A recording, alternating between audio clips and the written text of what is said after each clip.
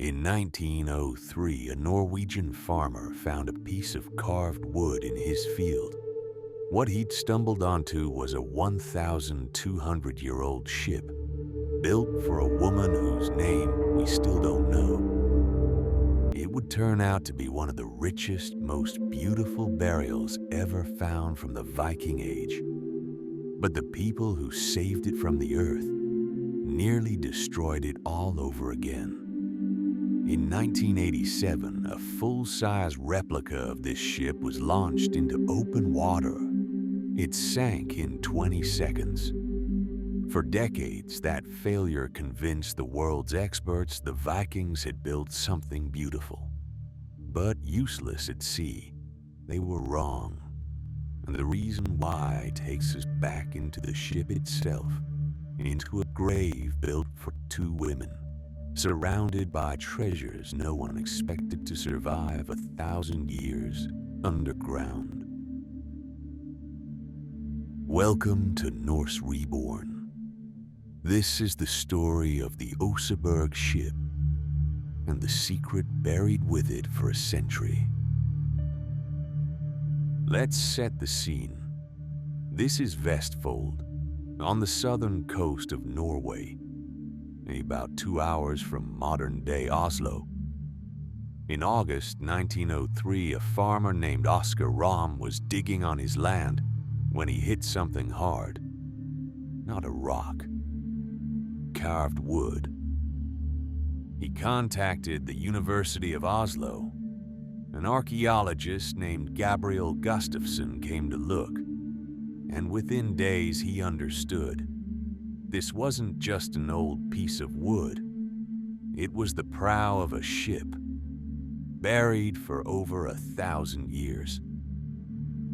What had preserved it all this time was, ironically, the thing that almost crushed it, a thick layer of blue clay. Airless, waterlogged, and cold enough to stop decay in its tracks. Without oxygen, the wood, the textiles, even the food inside the ship survived. Archaeologists found a burial chamber built just behind the mast. Two women had been laid to rest there, side by side, on a bed surrounded by imported silk, tapestries, and everyday objects. Looms, kitchen tools, even buckets of food. One woman was around 50 years old. The other was much older, likely in her 70s or 80s. Her skeleton showed an unusual bone condition, one that may have given her a deeper voice, or even facial hair. To people in the 9th century, that kind of difference often carried meaning. Sometimes it meant power. Sometimes it meant a connection to forces beyond the human world. So, who was she? One theory says she was Queen Asa, grandmother of Harald Fairhair, the king credited with first uniting Norway. Another theory says she was something else entirely, a Völva, a Norse seer, a woman believed to speak with the gods. DNA testing has confirmed both women came from the same region of Norway. That's a fact.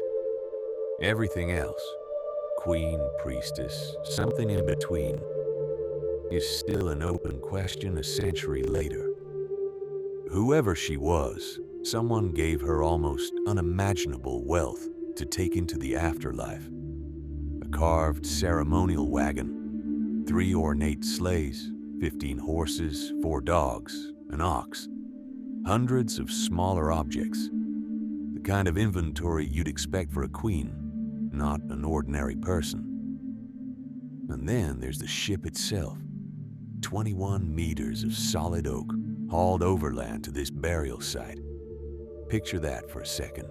Dozens of people working together, moving a vessel this size using nothing but timber rollers and raw effort. Whoever this woman was, an entire community stopped what they were doing to send her off properly. By 1926, the ship had been painstakingly pieced back together and put on permanent display in Oslo. For 60 years, nobody questioned the result. It looked complete. It looked correct. Then, in 1987, a team built a full-size replica using the museum's official measurements. They called her Dronningen, the Queen. On her very first sea trial in choppy water, she sank in 20 seconds. The conclusion seemed obvious. The Vikings had built an elegant ship that simply couldn't handle open water. One researcher disagreed. Vibeke Bischoff, a specialist in ship reconstruction, examined the original hull more closely and noticed something everyone else had missed. Several beams had been quietly shortened to make them fit back together in 1904. Other pieces had been forced into angles the original builders never intended. The 1904 team hadn't made a careless mistake. They'd made the only choice they could, with the tools and knowledge available at the time, but it had bent the ship's true shape.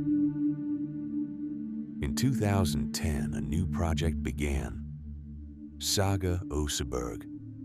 Using millimeter-precise 3D scanning, the team mapped the original hull and identified exactly where the geometry had shifted.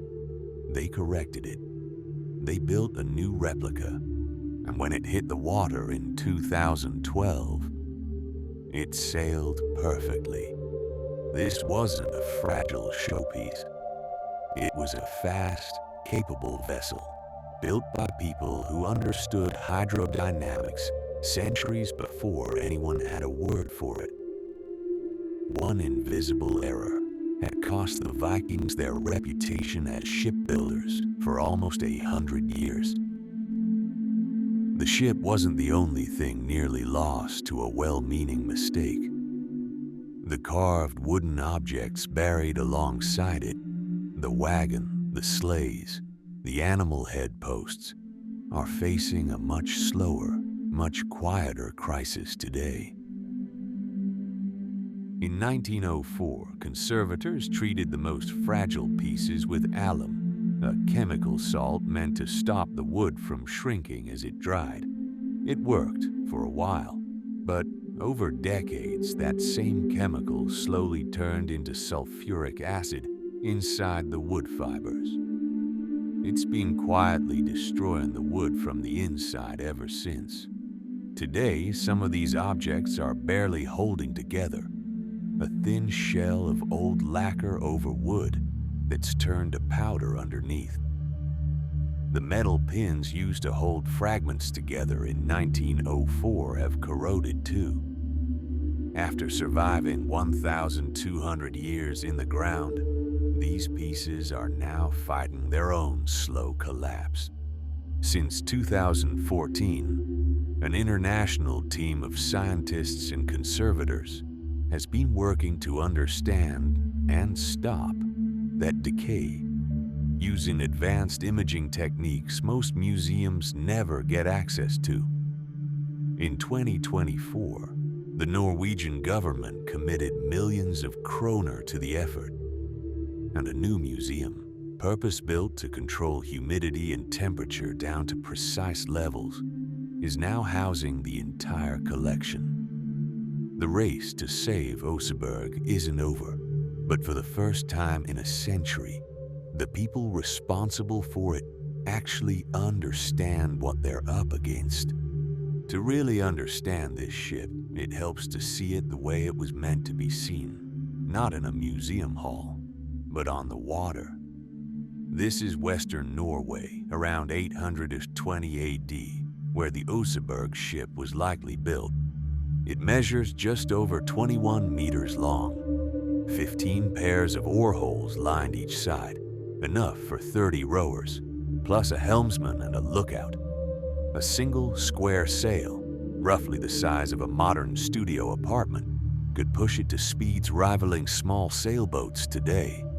This was a working ship, used for coastal travel, trade, maybe ceremonial voyages, for 14 years before it became something else entirely. In 834 AD, it made its final voyage, hauled ashore one last time, not to sail again, but to carry someone into the next world. We don't know her name. We're still debating who she really was.